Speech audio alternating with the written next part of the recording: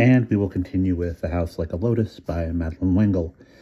The sun was so bright it slanted across the balcony that I hitched my chair back into the shadows so I could see to read without being half-blinded. The croissants were crumbly and delicious, and the café au lait was good, much better than the sweet thick stuff.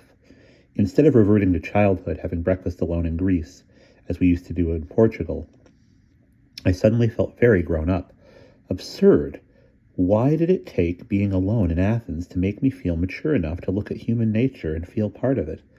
Not better, not worse, just part. I was reading a book Sandy had given me about Epidaurus.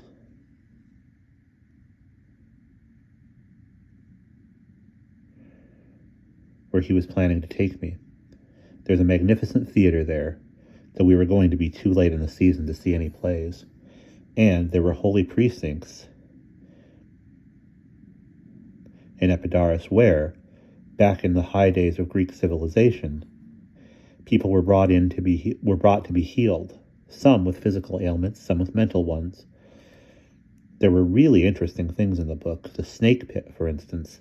Those snakes in the pit where really sick mental patients were put weren't just snakes, which would have been enough to send them out of their minds for good. They were snakes with a strong electric charge.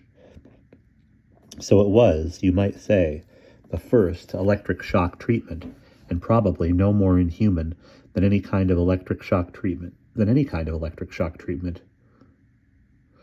wondered what Rennie would think of it.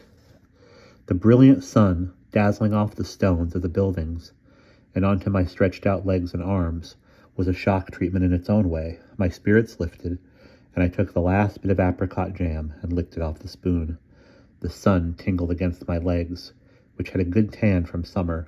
Unlike a lot of redheads, I do tan, as long as I'm careful to do it slowly. I also have long, straight toes, probably because I've worn sandals or gone barefoot most of my life. Feet are usually not the prettiest part of the body, but my feet were one of the things I could feel pleased about. In Epidaurus, sick people could go into the sacred precincts for healing. They had to stay outside the gates to pray, to be purged of bad feelings, anger, resentment, lack of forgiveness. Only then could they go into the priests. I looked at the words anger, resentment, lack of forgiveness, and in the brilliant light the letters seemed to wriggle on the page like little snakes. I needed that purging. Nobody could get rid of all those bad feelings but me, myself. The warmth of the sun on the balcony and those words leaping off the page at me had made me see that much. Or maybe it was getting away from everything and everybody, so I could see it in perspective.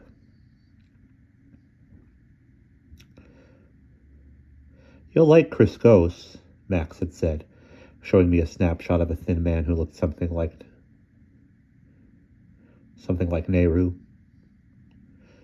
We were up on the second-floor veranda outside her bedroom, where she had comfortable Chinese wicker furniture and the breeze from the ocean, plus the ceiling fan, plus mosquito coils kept the insects to a minimum. Is he Hindu or Muslim? Max fanned herself slowly with an old-fashioned palm leaf fan. A Christian, one who actually is one, a person of total integrity. Why we get along so well, I'm not sure, but I count him among my closest friends. How did you meet? In Bombay. Much against my will, I was dragged to a lecture Chris was giving on the connection between religious intolerance and land boundaries, and instead of being bored, I was fascinated, and we went out with him afterwards and talked all night. He's come through hell, saw his wife and child shot. God, they do keep shooting each other in that part of the world. But he's come out on the other side, somehow or other, without bitterness. You could not go into the sacred precincts in Epidaurus with bitterness in your soul. Inner and outer illnesses were seen as part of each other, and both patient and priest participated in the healing. The Greeks understood psychosomatic or holistic medicine long before they were heard of in the West, where we've tended to separate and over-specialize it. In Epidaurus, healing was an art rather than a science. Sandy and Denny say it's an art for Daddy too, and that's why he's had such remarkable results in his experiments on regeneration. And we'll pause there.